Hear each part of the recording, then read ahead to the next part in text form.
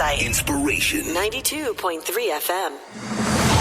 This is The Big Story. The Big Story. Incisive insight, interviews, banters, and interactions on the biggest stories in the land. The Big Story starts right now.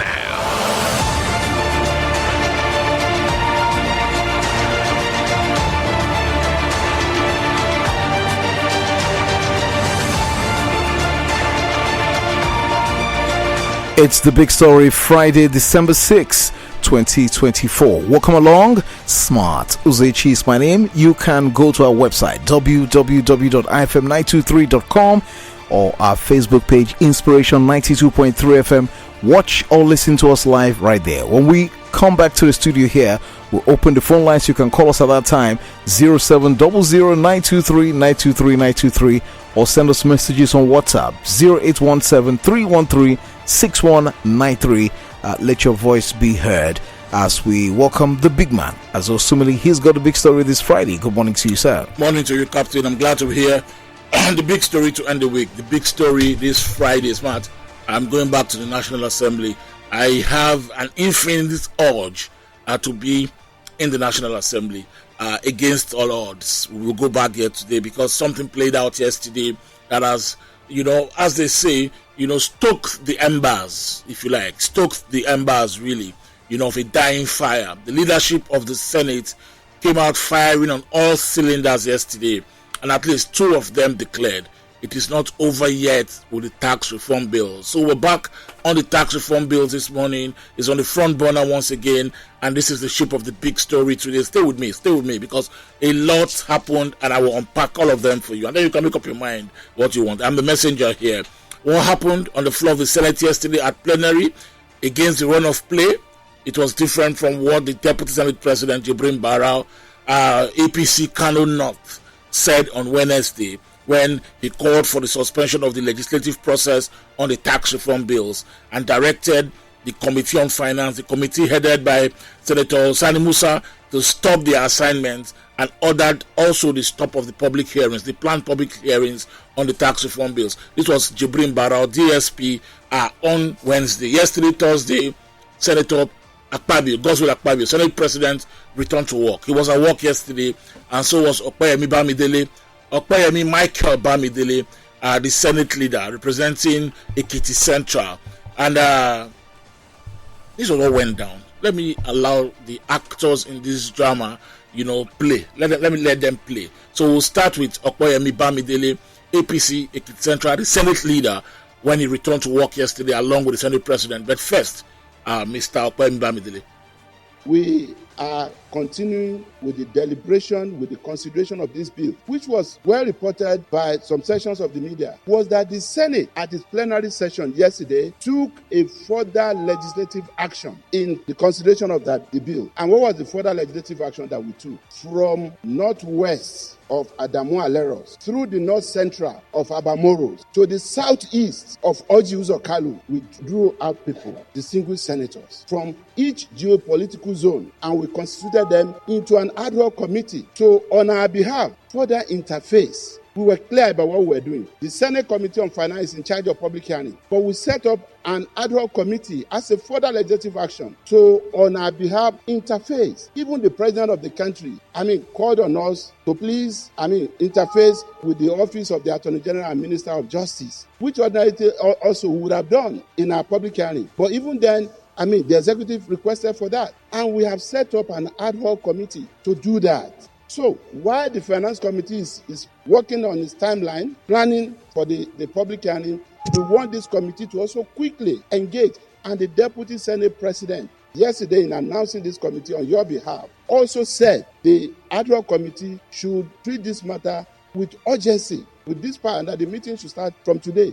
As a matter of fact, Mr. President, the meeting started yesterday. So the essence of what I am saying is that it's important that members of public are patient with us. They understand the legislative process that we have to follow. They understand our role in the Constitution. Any attempt from any quarter to intimidate the Parliament will be undemocratic, and we will not allow ourselves to be distracted. But we will encourage consensus. We will encourage discussions, engagement at all levels, But we cannot be bullied into adopting a certain procedure. As far as we are concerned, the tax reform bills are alive in this hallowed chamber. They are receiving consideration at various levels, and we are open to discussions, to negotiations, to interface. But let it not be said anywhere that we suspended further consideration of these bills. And also, it will be laughable for anybody to also think or say or report that the bills were withdrawn. Because like I said, there are executive bills that can only be withdrawn by the executive, and there's no reason to do so, because these bills we believe are in overriding public interest, and will do everything possible to ensure that across geopolitical interests, political parties, across every religious interest, everybody that has concern, civil society, everybody that has concern is given a chance to contribute to the passage of these laws. I thank you, Mr. President, and I conclude by saying that the tax reform bills for us are a work in progress, and we have the next 6 weeks to do this and finalize and pass it. Thank you, Mr. President. Of course, what he said yesterday is different from what Jibrin Barao said. Jibrin Barao called for a suspension of the legislative process. So there's a difference between what Mr. Bamidele has said and what the DSP said on Wednesday. But that was not all, because the Senate President also took the microphone. Guns blazing, he declared the bills are alive and have passed second reading. Committees have been set up to handle consultations, address grey areas, and move the process forward. End of quote. And then the Senate President said the Senate will not be bullied. Listen to him. Father, when we met in closed session, before we passed the tax reform bills for second reading, before we had second reading, we set up this committee that in the event of gray areas, we will arrange a meeting with the necessary quarters of the executive for them to meet and sort out the gray areas and revert to the Senate.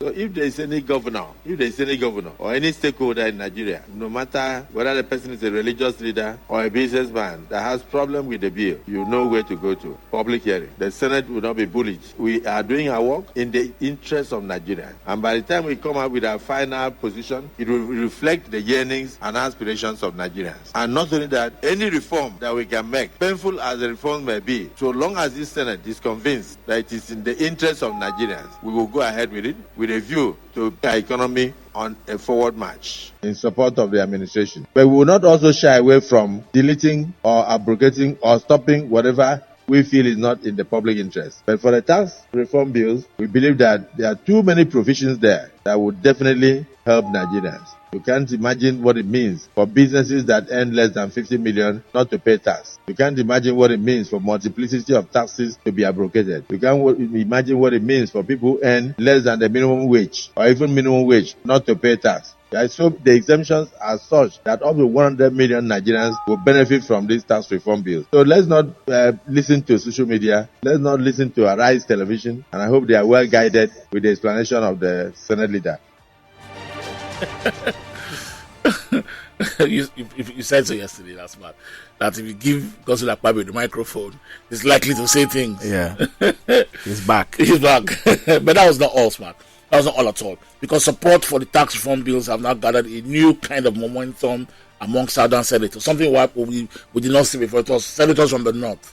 Abdul Ningi, Ali Ndume, they were the ones who were talking. But now Southern senators are also speaking. In fact, the South-South caucus of the Senate took it a step further. I have a statement. They said here, all senators representing the South-South geopolitical zone in the 10th Senate have endorsed the tax reform bills. In a statement in Abuja, the senators reiterated their steadfast support for Senate President Godswill Akpabio. The statement was signed by Senator Sarah K. Dixon, who is the chairman of the South-South caucus, Senator Jarigbe Agom Jarigbe, who is the secretary, along with Senators Barry Nadam Piggy, Adams Oshomole, Neda Imaswen, Muni Ned Nwoko, Thomas Joel Onovoakpo, Ane Kambasi, Asuko Ekpenyong, and Allwell Onyeso. The statement reads, after a meeting held on the 4th of December, we, all senators of the Federal Republic from the South-South geopolitical zone, met to deliberate on key national issues and the role of the Senate in advancing the collective interest of the country. After extensive